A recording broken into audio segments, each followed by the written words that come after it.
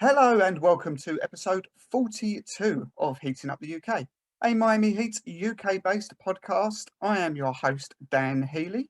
Before we come to today's episode, as ever, I just want to ask you all to check out and subscribe to the YouTube channel, Miami Heat UK TV. And if you didn't see yesterday via our Twitter, we got some news, a big announcement yesterday that we are going to start doing in the very near future, maybe as early as this weekend. We are going to start doing some live pre-game streams. We're first diving into our first attempt at diving into the live streams.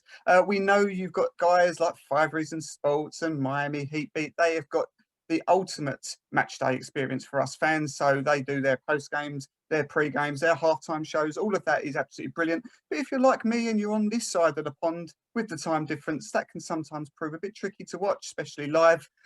So we're going to do a new feature called Game Day from the UK, and that is a half-hour pre-game show before each and every Heat game. So if you're from the UK, that'll be at about 8:30 GMT. And even if you're over in the US and you want a matinee version before you go ahead and get all your content from the big boys, come and join us as well. It's our first venture into it, so it should be good fun. So please subscribe to Miami Heat's UK TV.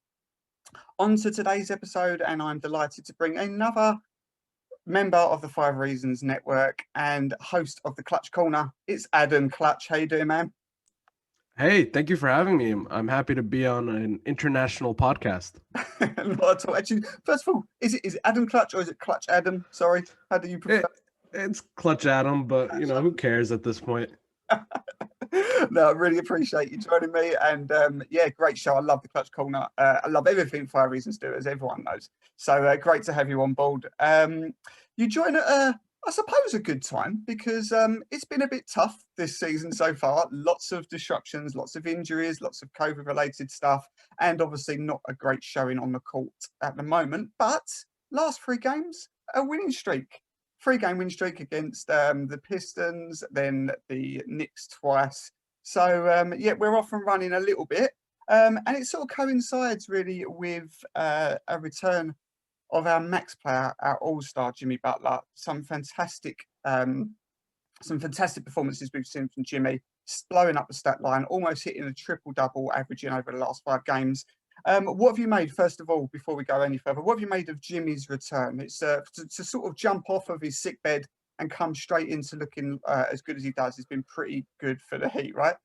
No, it's been amazing. Jimmy's been brilliant for this team. It's just I worry about him, and I worry about how he's going to look at the end of the year. He's got a lot of fibs minutes on him from the Chicago Bulls era and the Minnesota era. So I don't really agree with how much he's pushing himself just to beat the Knicks and the Wizards. This is very true, and you took the words right out of my mouth, because that was the next bit I was going to come to. It is a bit worrying, because he's looking like, he's got to leave every drop out there just to beat. And again, like last night again, and no disrespect to the Knicks, because they are better. There's no doubt they're better. They're a fun team. They're a strong team. They got a lot of length. They're not the best matchup really for the Heat, but it took really everything we gave to get past them in those 2 games. And Jimmy Butler's last 5, 21 points per game, 8.4 rebounds, 8 assists, nearly 3 steals. Yeah, that suggests that's someone who's working a bit too hard in the regular season right now. Yeah. Yeah, he's playing like finals Jimmy, and that's what concerns me, because if he's playing like finals Jimmy now, we might not get finals Jimmy in June, July. Yeah, absolutely. This is it. So, yeah, what did you think of those 2 games, especially last night's game? Because there was a bit of negativity around. A lot of people sort of saying, look, that was a garbage performance. It took everything we needed just to get through that. But other people were saying, look, a win's a win. In a way, it suggests it's a good thing that we've played badly and still beat the Knicks. This is a Knicks team who are above us in the standings still. As I've already sort of leaned into there, it's they're not the best matchup for us. Randall, Robinson, etc. They're way bigger than us. So for me, yeah, it wasn't a pretty watch. It was a battle, but we took 2 wins, so we've got to be pleased, yeah? Yeah, I'm fine with the wins. It's just the way that they won and the way they went about it is not what I agree with. We saw that Bam and Jimmy were the only ones that scored until the 6-minute mark of the 4th quarter. That to me is worrisome. It's not ugly, or it was an ugly win in the sense that you needed Kelly Olynyk to have 20 points and Kendrick Nunn to be on fire in the first half. just to get these wins. And for a team that has aspirations to make the finals or the Eastern Conference Finals, that just doesn't cut it. So I get it, and there is a lot of negativity around it, but a win streak is still a win streak. You have 3 games under your belt as winners, and you have to go into these next stretch of games with that mindset. Yeah, that's right. So just sort of shifting over a little bit to Bam last night. Now, Bam's been great. We know that the big leap this season has been the incredible improvement of his mid-range game. That's been exceptional. That was off a little bit last night. But one key feature that stuck out for me last night with Bam, 16 free throw attempts, 13 from 16 on the line.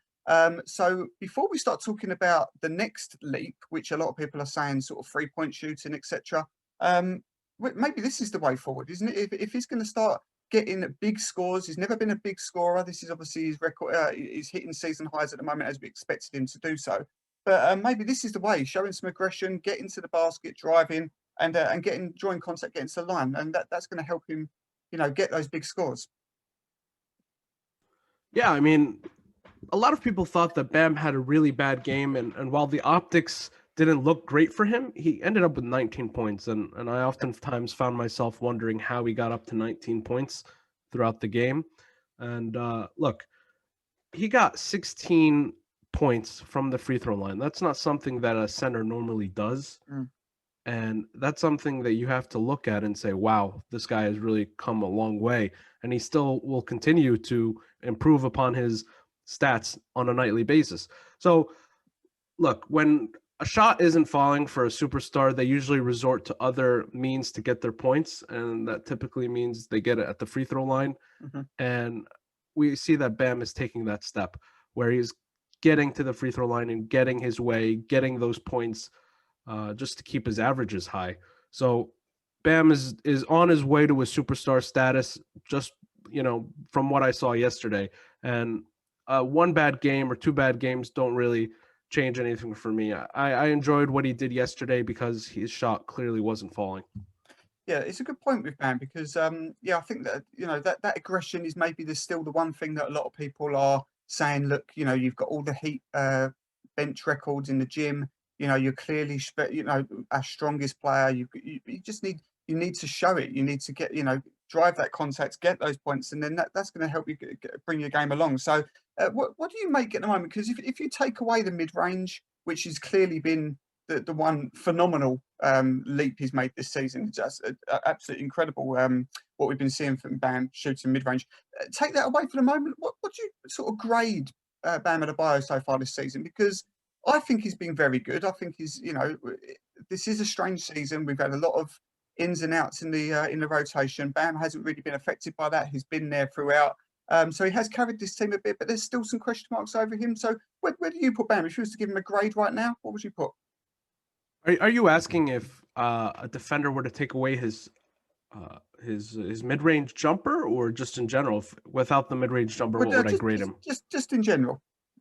I would give him a solid A. I mean, I would. He's doing everything aside from being aggressive in the right moments, I think. And once he becomes assertive and dominant in the possessions that he needs to be, it's an A+, right? He doesn't even need the 3-point jumper to be an efficient and successful player. We saw that him and Jimmy went to the finals last year based off of him without even having a jumper. So the fact that he's adding that jumper now, just tells me the sky is the limit for him, and he doesn't need the 3-point jumper. It is just the aggression from him on a nightly basis is what we require. Yeah, no, I totally agree. I think that it's been a successful season so far, and people have got to remember there was such a short break. Everyone handles things differently. We've had more starting lineups than any other team in the NBA. He's been a part of sort of a consistent part of that. So I think that for what we've seen so far, for me, it's nothing but positive. A lot of people need to stop dissecting every single element. They want the perfect game every time, and basketball, sport in general, just isn't like that. So I think Bam's been great so far. Somebody who has raised a lot of questions and now is starting to come into some criticism, however, is Duncan Robinson. He's in a slump at the moment, or is it more than this? Duncan recently, it's been a while since he's had a big game. We know what his pros are. We know what his weaknesses are. When he's not hitting those threes, he doesn't really offer us much else. So last night as well, we were relying on Duncan at the end to try and make stops. This is I don't really know what we do with Duncan here. Before we go into it much further, what do you think of this recent dip in form, or is it a deeper issue at the moment with Duncan Robinson? I think it's a deeper issue and a slump. So it's two things at once. He's not the game breaker of a player that he was last year, where you had to double team him or you had to make sure that a player is on him at all times. It seems like this year he's come back to earth a little bit, and there's some times where he has an open three and he just misses. Right, he looks human, and that's just something that this Heat team can't afford. Last year, he was almost playing to perfection. He was playing at a Hall of Fame trajectory, right, in terms of three-point shooting. And this year, while he's still playing phenomenally and he's shooting, I think, 39% from three, it's a problem. It's the difference between wins and losses for this team. And the fact that he's in a little bit of a slump only intensifies the idea that this Heat team needs him to be an A-plus shooter at all times in order to be successful. And then the other thing is that these teams are keying in on Duncan with their best perimeter defender. Yeah. And it's a lot harder to, create offense and create the sets that you usually flow through Duncan on a regular basis when he's being keyed in such a way. And then another problem with this is that Spo isn't being creative, right? Mm-hmm. These teams know exactly what you're doing with Duncan, with the handoffs and the fake handoffs and the dribble handoffs, all of that stuff. So Spo needs to get creative and figure out a way to get Duncan open, because otherwise there's no point in having him on the floor. Yeah, definitely. And, obviously it's always going to be that little bit trickier the second, well, it's not a little bit, it's going to be a lot trickier the second season, because the first season is almost like a gimme, because no one really knew about him much. They learned as the season went on. He wasn't going to get that free ride this year, no doubt about that. So it's a tricky one for Duncan, and the debate rumbles on. We've been talking about this for a couple of weeks now. Obviously, he's up at the end of the season. Do we pay him that sort of money that we're looking at, 18 odd million, maybe 20 million, that Joe Harris sort of mark that a lot of people are sort of pitching him in? Are we going to do this, or do we think that we could be looking at using that money on somebody who's more of a team-friendly player rather than a specialist? You see, the thing about the Heat is they're a very prideful organization, and when you see that they don't offer Duncan Robinson in a potential James Harden deal or a player of that magnitude, that they have plans to keep that player. You saw it with Tyler Johnson, you saw it with Dion, JJ, Hassan, all those guys. When he finds a player, they intend to keep him and keep him at home. And sometimes that's a real blind spot with his front office. So I think they will pay him the 18 million, but I don't think it'll cost 18 million. I think Duncan will take a little bit of a hometown discount, or not a hometown discount, but a creator's discount, because we created him. I think he'll end up at around 16 million, but at the same time, I wouldn't do it. Right. I don't think he's worth 16 million. If I were the Heat, I'd say you're taking 14 million, or you can enjoy Sacramento, but I just think the Heat are better served shipping him off for 2 first-round picks right now and gear up to be able to make a trade offer for a superstar, because I don't think Duncan Robinson is a type of player that you can have as your third best player on the team. I think you need to have him as a luxury piece, as the 5th best player on the team, very similarly to what the Nets did with Joe Harris. Mm-hmm. Yeah, and this was the debate we was having last week, is the fact that they're saying, well, okay, exactly what you just said there. If you can't win a championship if Duncan Robinson is your 3rd best player, and if you're saying, well, no, more of a luxury, he'd be more like your 4th or 5th best player, then you can't afford them to start paying the 18 million to your 4th or 5th best player. So it is a tricky one. You sort of, I was about to lead on to a next question, but you sort of answered it there. So if we didn't re-sign, which, I mean, I agree with you, by the way, I think the Heat are going to look after him. I think he will re-sign, but whether that's the right or the wrong thing, if he doesn't, then you think that a couple of first-round picks is the way forward? Because we was only talking a few weeks back, maybe a couple of months back, that we wasn't letting him go for a potential James Harden trade. Now it's a couple of first-round picks. Do you see that would be the way forward if it was going to go down that way, or do we think that there could be a target for somebody in play i.e., a Lowry or a Tucker, etc., so Oladipo. Which way do you think, if it's going to go down that route, which way would the Heat look at? Well, I think the way you got to look at the market is what teams would want a guy like Duncan Robinson. And the only ones that I can think of are the contenders that are out west, because the Heat wouldn't trade him somewhere in the east to Boston, Brooklyn, one of those teams. That's never going to happen. But if you trade him out west, what kind of package could you get in return? Now, I think this is very unlikely, and I don't even think that they would trade him for 2 firsts, because if you think about it, the only two options that the Heat have are you have to re-sign him this summer or you have to trade him. You Yeah, cannot afford to let him walk for nothing, exactly. right?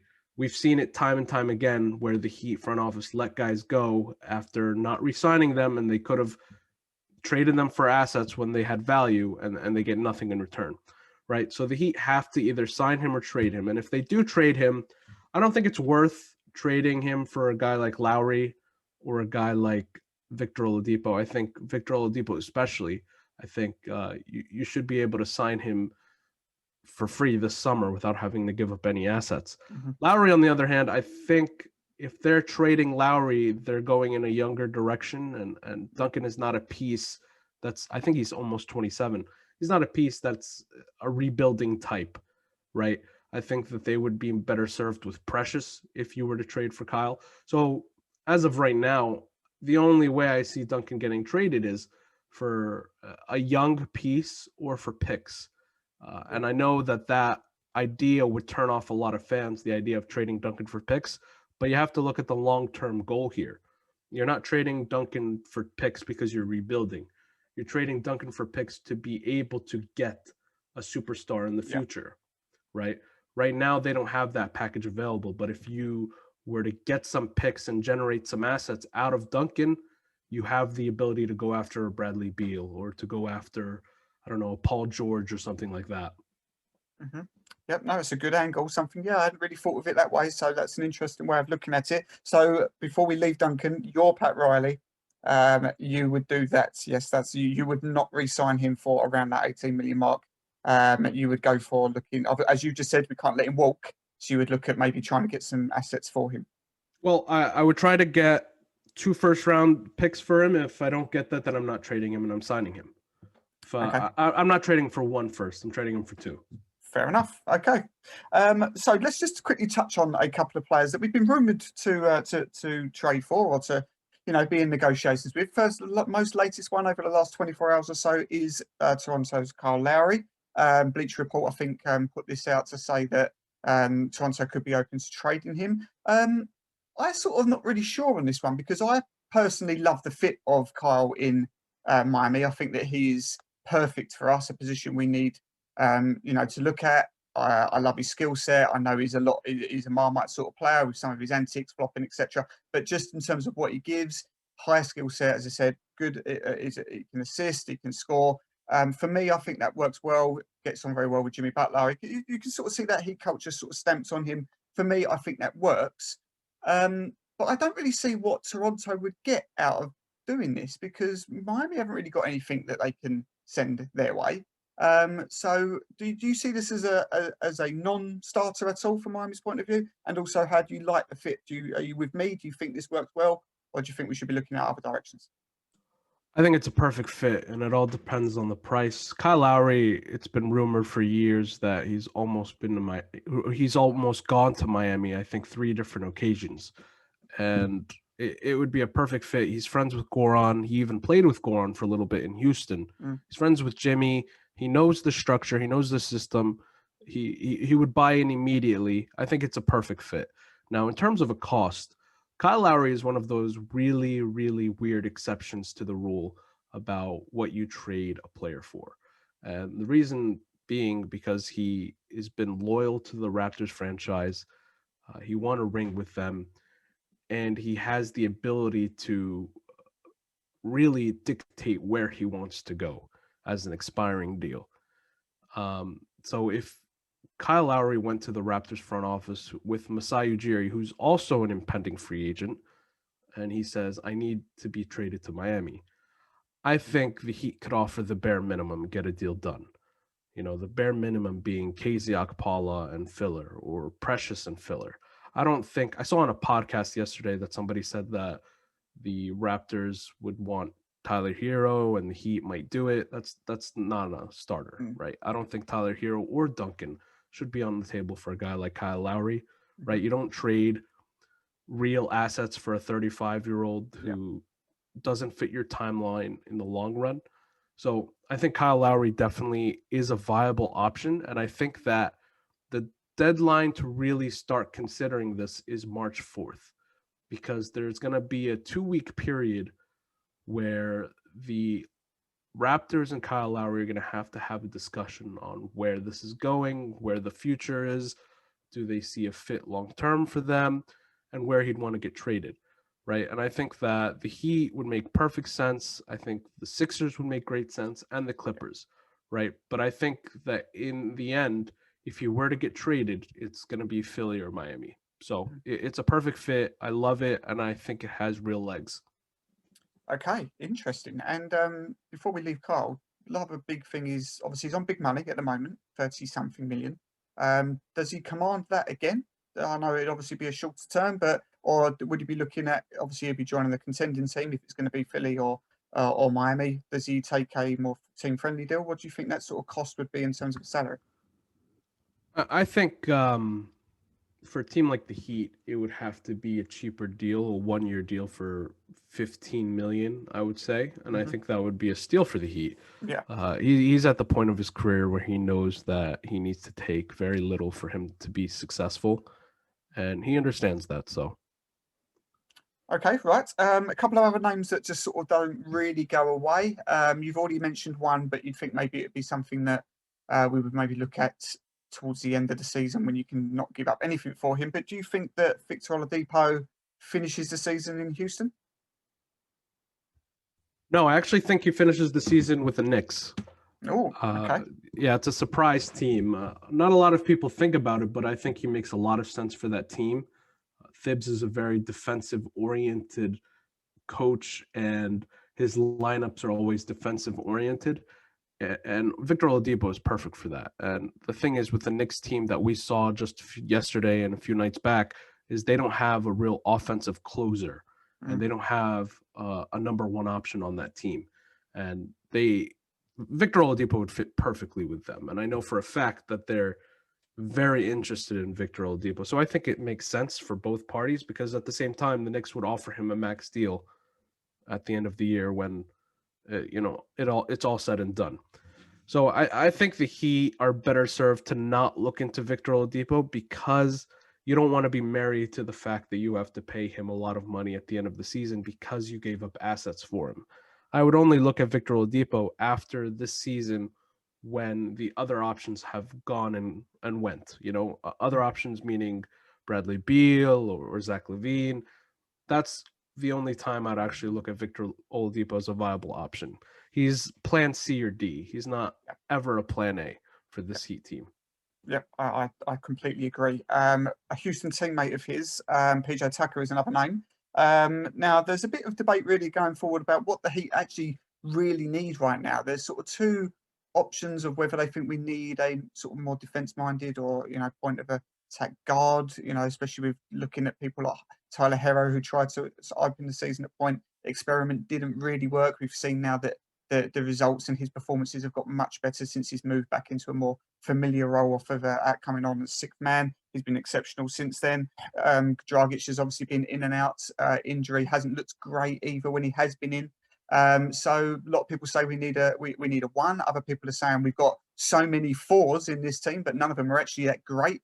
Kelly's sort of holding that down at the moment. So PJ Tucker would maybe work in that sense as a four for Miami.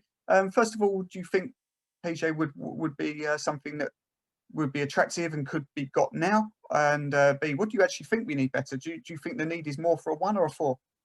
So I actually love this debate, because I actually think that they need a four more so than a one, because a lot of people really forget that in the playoffs, Jimmy Butler and Goran are the ones handling the ball. Yeah. Right. You don't need anybody else. And the turnovers go down significantly in the playoffs because you only have those two handling the ball. right? So in the regular season, I think you definitely need a 1 more so than a 4. But when it comes down to it in the important moments of the game, Jimmy's handling the ball. So Yeah. that's not a concern for me. So I think you definitely need a 4. And to answer your question about PJ Tucker, he's a culture fit, but I do not see the real need to give up assets for this guy. I saw Ethan. I was actually making fun of Ethan the other day because he said he would give up a first round pick for PJ Tucker. And I found that absolutely blasphemous because, Yes. right, PJ Tucker has gone like 7 games straight now without a single point. And that's something to me that is just, it's foolishness, really, because PJ Tucker is known to be this 3-and-D kind of player. And the fact that he hasn't, and I think he shot like 17% from 3 over the last like 12 games or something like that. Yeah. So I've always thought in the beginning of the year, even last year, he looked really slow against Anthony Davis and the Lakers. And at the same time, I understand it's Anthony Davis. Yeah. But who do you expect him to guard when he's on the Heat? He's going to be going up against Kevin Durant. So I don't really like the fit in terms of his future ability to guard players and to play on offense, because I don't think he'll be viable as an option offensively. He'll be one of those guys that's one-dimensional. You can either play him on offense or on defense, very much so like Iguodala, right? Yeah. And I just don't see that as a need for this Heat team. If I'm trading for a 4, I'm trading for a bona fide 3-point sniper or a young piece that grows with Bam.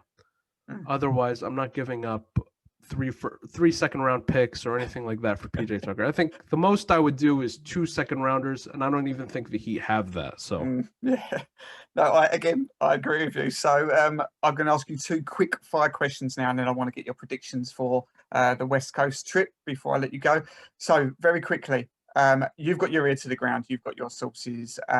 Give us a wild card. This is going to be your opinion, but a wild card name that we could maybe look out for as a potential trade target. a wild card name. Yeah, just somebody that, it doesn't even have to be anything you've heard, anything, just something you think, you know what, this would work. I like that. For example, we had I think Sedano was on five on the floor the other day. He said Thaddeus Young, that's gettable. Go get him. That's a good fit. And I thought, yeah, okay, that's something I hadn't considered. Anything that any thoughts you've got there? I know I've thrown you completely on the spot here, so. Yeah, no, I can give you a name that I've heard. I've said it on my stream a few days ago, but Mike Muscala, I think, just to replace Myers Leonard, I think he would be a good fit. Yeah. I understand he's just another white guy that can shoot sometimes, but he's been really good for the Thunder this year, and he's not really making any money. So I think he'd be a good option. He's shooting 39% from 3 on 5 or 6 attempts. And he's actually he can move his feet, so that's a big difference. Yes, but right, in terms of another player, I don't know. There's just the usual suspects that I like to throw out, like John Collins and Zach LaVine. Those are my favorite targets. Yeah, absolutely. But for anyone else, it's tough to pinpoint because there's no team at this juncture that would be a seller. Right? Usually at February near the trade deadline, you have a lot of teams that start selling off players, and you could tell which teams are not going to be in the playoff race. But with this season, with how close all the standings are, every team feels like they have a shot, which is to the detriment of this Heat team, because now with everybody in the playoff picture, these teams aren't going to want to sell for cheap. And that's what the Heat thrive on. They thrive on getting players on the cheap and then having them come into the system and playing better than they were before. So it sucks for the Heat that they aren't able to do that, but we'll see soon which teams really are lagging behind after this West Coast trip, and who knows, it could even be the Heat. So no, you're completely right as well with that, because everyone apart from the Timberwolves, the Pistons, and obviously the Wizards, I think you could make a case for everybody, especially with this play-in, that they're doing now as well, a bit like we saw last year with the bubble. Gives everybody a shot still. So you're right, but nobody wants to push that button just yet because they don't really know where their season's going. Final question, where I can't let this podcast go without asking you.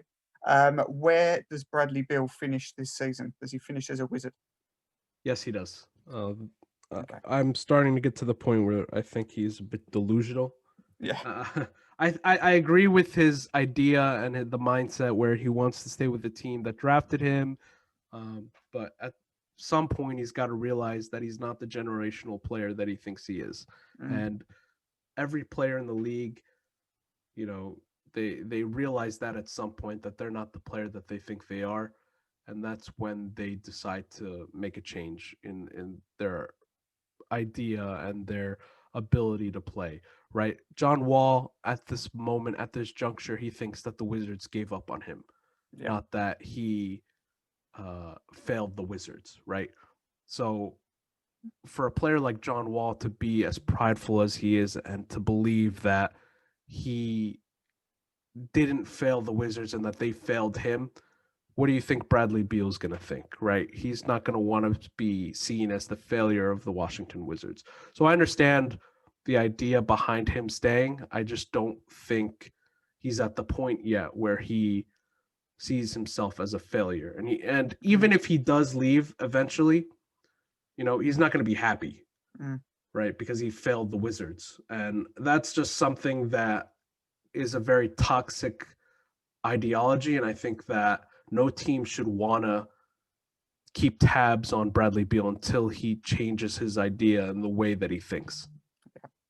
Yeah, I think everybody's sort of had a little bit enough of it now because it's every defeat. It's the same thing. I'm going to call this out. I'm going to, strop and sulk. And I think that, everybody sort of said, well, you signed up for this, Brad. And I think also there might be a little bit here where he's maybe being a little bit clever psychologically because he might be thinking, well, if I show that I care, if I got down the dumps, if I show how much I tell everybody how much I want to win with the Wizards, and then they inevitably don't because they won't win, then he can go with maybe his conscience sort of saying, well, I did moan all season about it. I was willing you to be better every game, and it didn't happen. So I think he's almost preempting it a little bit. I think it's a little bit of a sort of pantomime going on there, man. But we'll see. Obviously, I agree. I think he'll see out this season at the very least. But there we go. Right, so let's just move on before I let you go. Again, really appreciate the time. We've now got the toughest schedule, especially for us over here. Wow, some real brutal tip-off times coming up our way over in the UK. But here we go. A road trip of Houston Rockets, Utah, LA Clippers, Warriors, Kings, Lakers, and Thunder. That's our 7-game road trip. What record would you take, Adam, going through that? I would take 4-3. 3-4 would be a bit upsetting, understanding that they're now at the urgent part of the season. I'm just looking at the schedule now. 4-3 I would take because I expect them to beat the Rockets, the Warriors, the Kings, and the Thunder. But knowing this Heat team, they're going to drop one of those. So you have to win at one of Lakers, Clippers, or Jazz. Yep. So it's tough. But I think 4-3 is what you need to be to get out of this stretch. And even after going 4-3, you're going to be, I believe, 3 games under 500, while the other teams have easy schedules and they'll start racking up wins. So it's still concerning, even if you go 4-3. Yeah, and I think all of those teams have got a pretty good defensive rating. I think they're all quite highly defensive rating in the rankings there. So I think that I agree with you. I think 4-3 I would take right now. Personally, it's never going to be that straightforward with the Heat. I think we'll come back there from that stretch 3-4, which I don't think is disastrous. But I think, really, it all comes down really to that first game against Houston. I think if we set the tone there, get up a nice confident win, I think that'll boost us a bit. And then I think, the 4-3 will be the minimum we'll look for. But if that ends up in an L, could get brutal pretty quick. We'll see. Fun times anyway. Good to see the Heat back on winning terms anyway. Adam, really appreciate you joining me. Where can everybody find you, buddy? So you can find me on Twitter at Clutch NBA Adam or Clutch Adam NBA. I don't know what it is at this point. And on the Clutch Corner every Tuesday night at 8, except for tonight. I don't know when this is releasing, but tonight, Wednesday, Eastern, obviously. Tonight at, what is today? That's the 10th, right? Is it still the 10th for you? It's the 10th for us. Yes, we're behind you. Yes, we're behind you. So this will be coming out tonight. So you can say tonight. People will be able to listen to this podcast in about an hour's time. So please plug away your show. Okay, awesome. So tonight, 8 p.m. Eastern, we have the Clutch Corner. Usually it's on Tuesday nights. So stay tuned for that. We have a cast of characters from Alana Tahauer, Royal A. Shepherd, Michael Christian. It's a fun time. Yeah, excellent. Yeah, it is a great show, as is everything that Five Reasons do. Brilliant content, as always. Adam, enjoy your show, and thanks for talking to me. Hopefully we'll do it again sometime. And yeah, let's hope that Western trip, I might have stinging eyeballs going through that. So there's some 3 a.m.s and 2 a.m.s there, but it'll be all worth it if we can pick up some wins. So again, thanks very much for coming on, Adam. Yeah, thanks for having me. Let's do it again soon. Cool, absolutely. Right, we'll see you again soon, guys. We'll have our usual UK residency coming up at the weekend. So until then, stay safe, take care. Let's go Heat.